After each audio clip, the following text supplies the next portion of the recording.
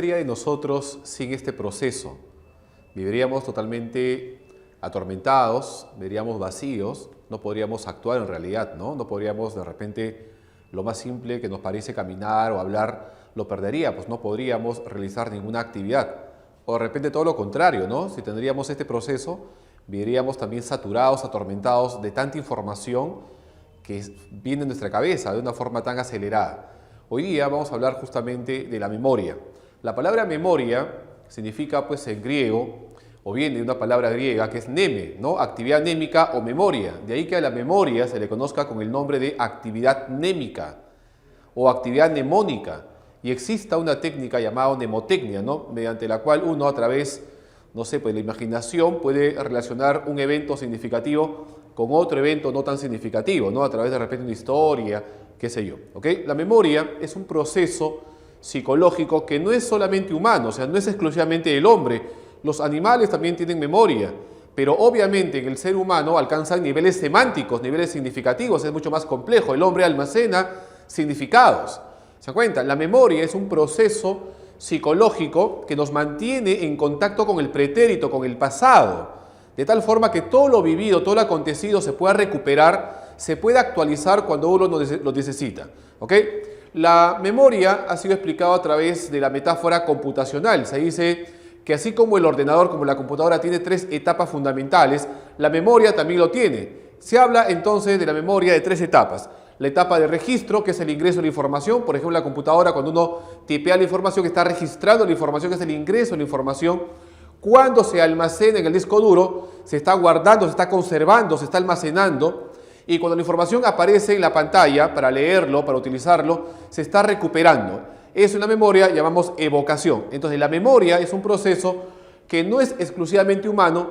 Los animales también tienen esta facultad justamente de poder almacenar información, de recuperar información, pero obviamente en el humano esta memoria alcanza niveles semánticos y se habla de 3 etapas.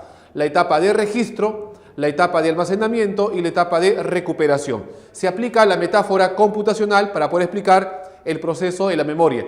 Hay 2 procesos que están íntimamente relacionados con la memoria. Por un lado, vendría a ser la atención, porque la atención va obviamente a permitirnos que uno pueda registrar y almacenar información, o sea que la memoria depende de la atención, pero también la memoria se relaciona con otro proceso que es el aprendizaje, porque uno no puede aprender algo que no recuerda. Entonces podemos decir que la memoria se relaciona básicamente con 2 procesos, con la atención por un lado y con el aprendizaje por otro lado, ¿ok? Hay que también entender que no existen memorias generales, o sea, no hay una buena memoria para todo. Hay memorias particulares específicas. Si yo, por ejemplo, estoy dedicado al tema de los números, a hacer multiplicación, división de fórmulas, tendré buena memoria numérica. Si estoy relacionado de repente con las personas, con los nombres, a leer, tendré buena memoria verbal, ¿ok? O semántica. Entonces, la memoria es un proceso que nos mantiene en contacto con el pretérito. Se habla de 3 etapas fundamentales, 3 etapas o procesos. Uno, el registro, o también llamado codificación, que es el ingreso de la información. ¿Qué se retiene mejor? O sea, uno cuando recuerda mejor, ¿lo que comprende o lo que no comprende? Lo que comprende. Entonces, para poder registrar la información, primero hay que atender la información. Hay que atender, hay que percibir, hay que comprender. Hay que darle una clave, darle un código a esa información. Por ejemplo, ¿qué hacías tú el día 15 de agosto del año 2007 a las 6:30 de la tarde? ¿Qué hacías ese día? A esa hora, 15 de agosto del año 2007 a las 6:30 de la tarde. ¿Cuál es el código? ¿Cuál es la clave? Para poder retener información hay que asignarle un código, una clave, que la información tenga sentido. Si uno no tiene sentido, no puede registrar la información, ingresa y luego desaparece. La clave, el código es el terremoto de Ica y Pisco, ¿no? ¿Qué se necesita para poder registrar la información? Primero hay que atender, hay que percibir, ¿ok? Hay que tocar, hay que ver, hay que palpar, hay que sentir la información y que tenga significado para nosotros. Una vez que uno ha registrado la información, la puede guardar, la puede almacenar, la puede conservar. Pero la pregunta es, profesor, ¿dónde se conserva? ¿Dónde está localizada la memoria, profesor? Profe, ¿qué parte del cerebro tiene que ver con la memoria? Si tú me haces esa pregunta, yo tendría que repreguntarte qué tipo de memoria, porque dependiendo del tipo de memoria, se van a activar varios centros cerebrales. La memoria no está localizada en una zona específica del cerebro. La memoria está diseminada en todo el cerebro, formando un sistema para la memoria. Se trató de buscar un engrama. El engrama es la zona física del cerebro que se altera cuando uno recuerda, cuando uno memoriza. ¿Ok? La memoria, cuando uno retiene información, hay un cambio bioquímico en el cerebro. El ARN, el ácido ribonucleico de las neuronas, se altera. Si el recuerdo es temporal, esta alteración bioquímica también es temporal. Y si el recuerdo es permanente, esta alteración bioquímica también es permanente. Se trató de buscar un engrama, le decía, la zona física del cerebro que se altera cuando uno retiene información. Se entrenó ratas. Ustedes saben que los animales favoritos de la psicología son las ratas, ¿no? Se entrenó ratas y se les enseñó a las ratas a recorrer laberintos, a sortear obstáculos. Y una vez que estas ratas habían aprendido la conducta de sortear obstáculos y recorrer laberintos, les seccionaban alguna zona del cerebro, la parte frontal, la parte temporal, la parte parietal, les cortaban alguna zona del cerebro, les lesionaban algunas zonas y obviamente los soltaban al laberinto, los soltaban pues a estos obstáculos, y las ratas que habían aprendido estas conductas de sortear laberintos, de recorrer obstáculos, por ejemplo, no habían olvidado de todo, habían olvidado algunas conductas, pero no todo, o sea, no todo se olvidaba. Y esto llevó pues obviamente a los científicos a poder sacar una conclusión de que la memoria no tenía una zona física en el cerebro, no estaba localizada en una parte determinada del cerebro, sino que estaba diseminada en todo el cerebro, formando un sistema para la memoria. Por eso se dice que no existe un engrama. No hay un engrama en la memoria. También le decía que la memoria es química cerebral. Hay alimentos que potencian la memoria y hay sustancias que también debilitan y estropean la memoria. ¿Ok? El peor enemigo del cerebro y de la memoria es obviamente el alcohol, ¿no? En tanto que ciertas sustancias como por ejemplo la vitamina A, la vitamina complejo B, ¿no? Tiene un excelente para la memoria. Entonces decíamos que también la memoria es química cerebral. Se entrenó planarias. Las planarias son gusanos planos. A estos gusanos planos, estas planarias, se les enseñó las conductas de encorvarse frente a la luz del sol. Y cuando estas planarias habían aprendido la conducta de encorvarse frente a la luz del sol, se les trituraba, se los molía y se les daba de comer a otras planarias. Y estas planarias caníbales que se habían comido el cuerpo de estas planarias entrenadas, aprendieron la conducta de encorvarse frente a la luz del sol de manera mucho más rápido que la primera vez, ¿no? Que el primer grupo. Esto llevó a la conclusión de que la memoria también es química cerebral. Entonces no existe una zona determinada del cerebro que tenga que ver con la memoria, sino que la memoria está diseminada en varias zonas, la parte frontal, la parte temporal, en el sistema límbico, en la amígdala cerebral, etcétera, ¿no? Entonces también se dice que la memoria está almacenada pues a nivel preconsciente, incluso hasta subconsciente, ¿no? Cuando la información está guardada a nivel preconsciente, en estado latente, esperando ser utilizada, esta información sufre cambios. Se le agregan cosas, se le quitan cosas. Por lo tanto, cuando uno recuerda información, cuando uno recupera información, el recuerdo no es una copia fiel de la información, sino que es una reconstrucción.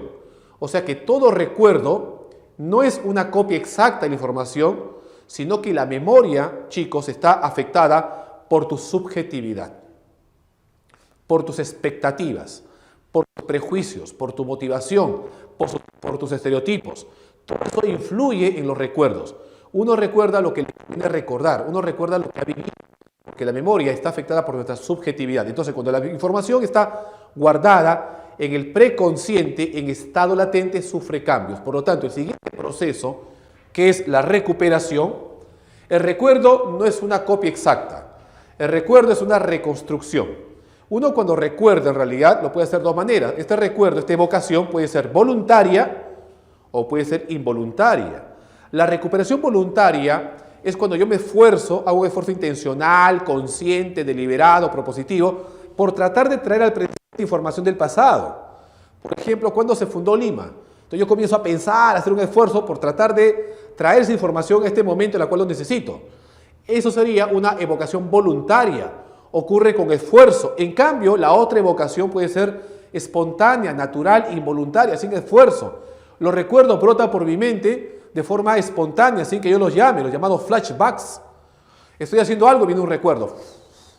Eso es una evocación involuntaria. Los recuerdos brotan por mi mente, así como brota el sudor por los poros de mi cuerpo. Pero esta evocación que ocurre de forma natural, sin esfuerzo, de manera involuntaria, a su vez puede ser de dos tipos. Una evocación involuntaria asociativa o una evocación involuntaria inusitada. Una evocación voluntaria asociativa es porque los recuerdos que brotan uno atrás de otro se relacionan, tienen cierta relación. Por ejemplo, esta relación, este recuerdo involuntario puede ser asociación por semejanza.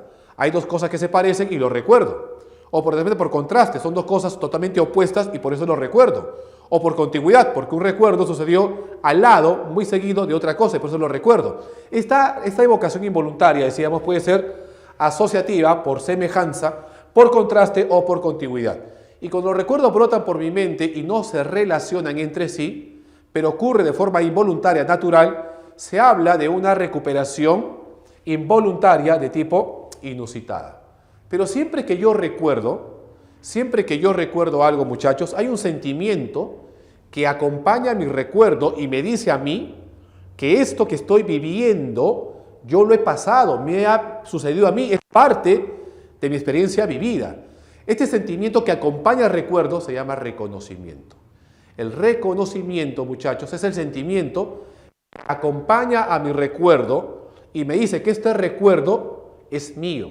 Yo lo he vivido, me pertenece, es parte de mi experiencia vivida.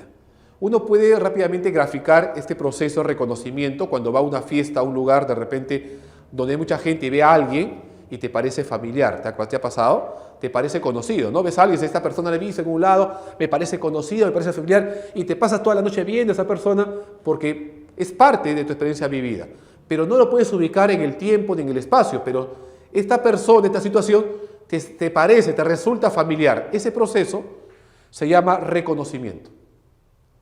Pero sabemos que como todo en el ser humano no es absoluto, no es infalible, la memoria también se puede equivocar, podemos fallar. La memoria se puede equivocar y a veces yo puedo confundir un recuerdo con una experiencia de repente que me ha pasado o no me ha pasado. Por ejemplo, yo recuerdo algo que no lo he vivido, pero lo leí y me parece que lo he vivido.